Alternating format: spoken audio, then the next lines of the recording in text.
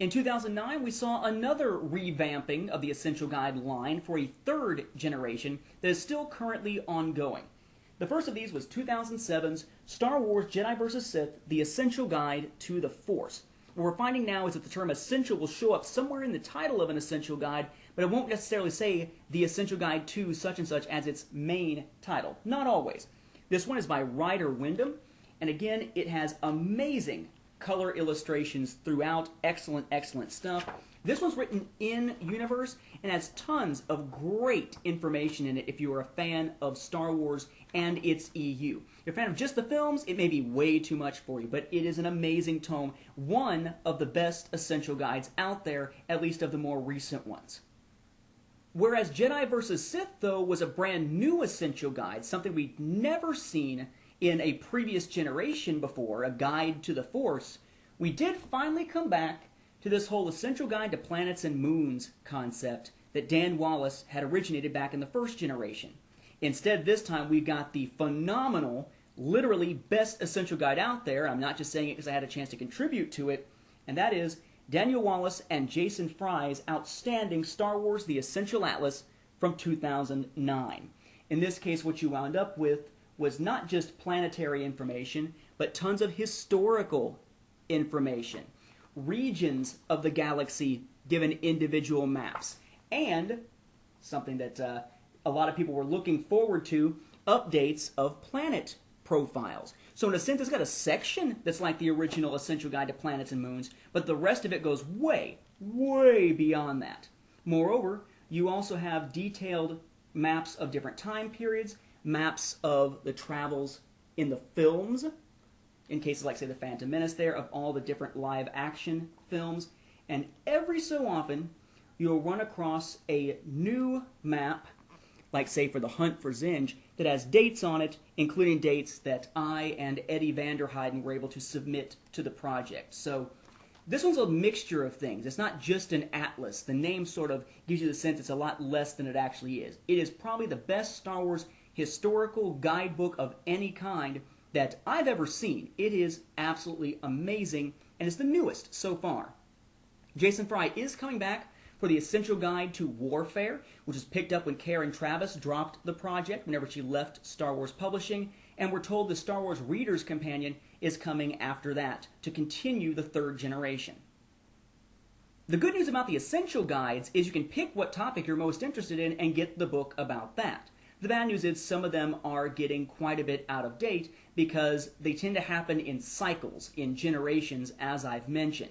However, one big downside to it, aside from just the fact that some of them are getting out of date, is that, yeah, you can pick whatever topic you are most interested in, but if you want all topics all together, you gotta buy a lot of books. 7 in the first generation, 6 in the second, 2 so far in the current generation, with 2 more to come at least. That's a big price tag if you add it all together.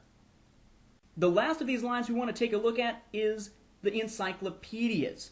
Now, this was sort of an encyclopedia, Guide to the Star Wars Universe, back in '84. This was a more updated version of that, which was sort of like a quick little paperback encyclopedia in 1994. And then in 2000, we got a Guide to the Star Wars Universe, 3rd edition, which was, again, basically an updated version of a paperback encyclopedia. Unfortunately, along comes, 2 years prior to the publication of this, another publication that comes in hardback and basically slaps it around and says, "Who's your daddy?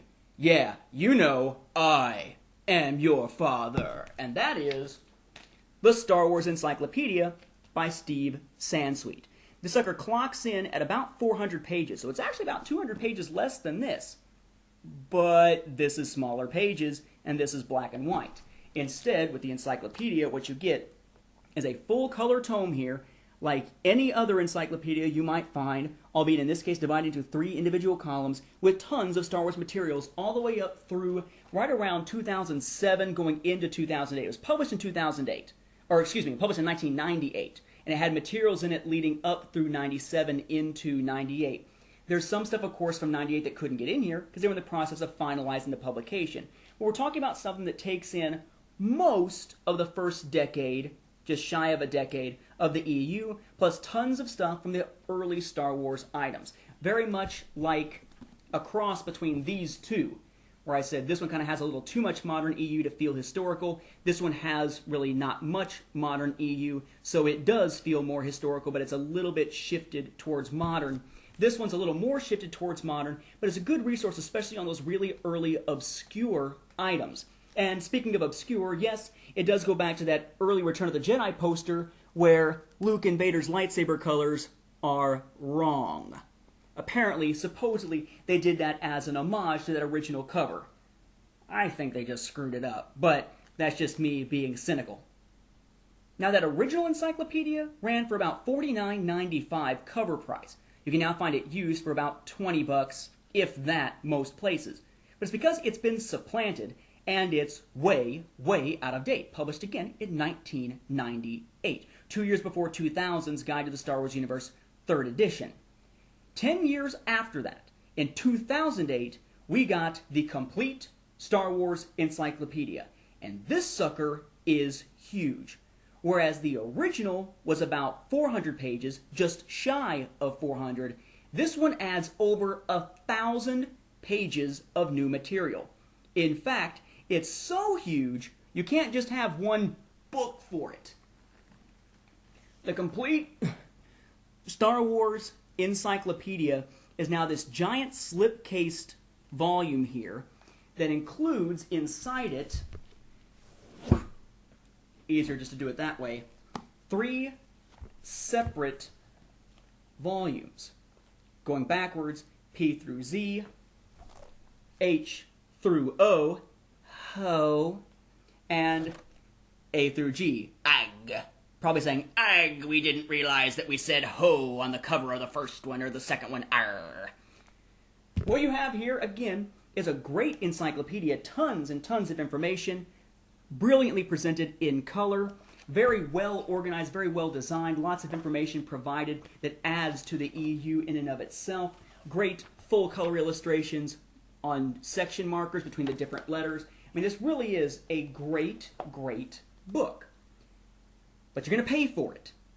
This book, or I guess these 3 books in a slip-cased volume, this encyclopedia set, the Encyclopedia Star Warsica, is $125 cover price.